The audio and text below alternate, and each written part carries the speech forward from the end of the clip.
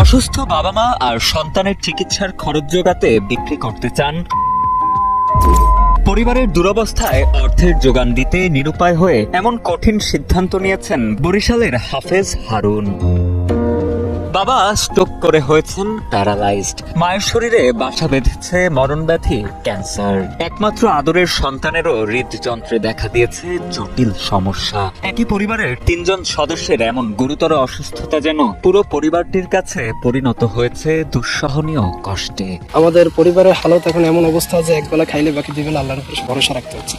আব্বু অসুস্থ, তিনি এখন প্যারালাইসিসের ভিতরে আছেন এবং তার ওষুধ পানি চালাতে খুব কষ্ট হচ্ছে। মার সাথে ক্যান্সার, এরপরে আমার একটা বাচ্চা আছে, ছোট মেয়ে, তার হাতে ছিদ্র আছে। কিন্তু পরিবারের এই কঠিন সময়েও মনোবল ধরে রেখেছেন বরিশাল সদরের চরকাওয়ার সাতানি গ্রামের বাসিন্দা হাফেজ হারুন। মসজিদে ইমামতি করে যৎসামান্য যে সম্মানী পান তা দিয়েই কোনো মতে চিকিৎসা খরচ সহ পুরো পরিবারের ভরণ পোষণের গুরুদায়িত্ব পালন করছেন ইমাম হারুন। এখন পরিস্থিতিটা খুবই খারাপ হয়ে যাইতেছে, কারণ এই বারবার ডাক্তার দেখালে বহু টাকা পয়সা খরচ করতে করতে এখন ছেলে গেছে, একটু তাহলে তারা দেনা পাওনা অনেক কিছু হয়ে গেছে।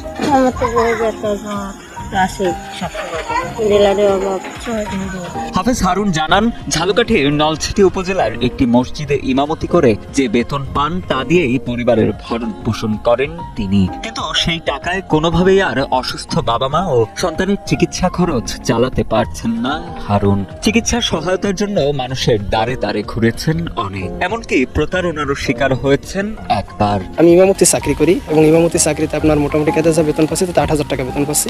তাদের সংসারে মোটামুটি কাজে চালাচ্ছি, নিজেও চলতেছি, এই কিন্তু তাতে চলতে অসুবিধা হয়ে যাইতেছে আর কি। সামান্য বেতন পাইতেছি, ইমামতি চাকরিতে তেমন তো আর বেতন নাই ভাইজান।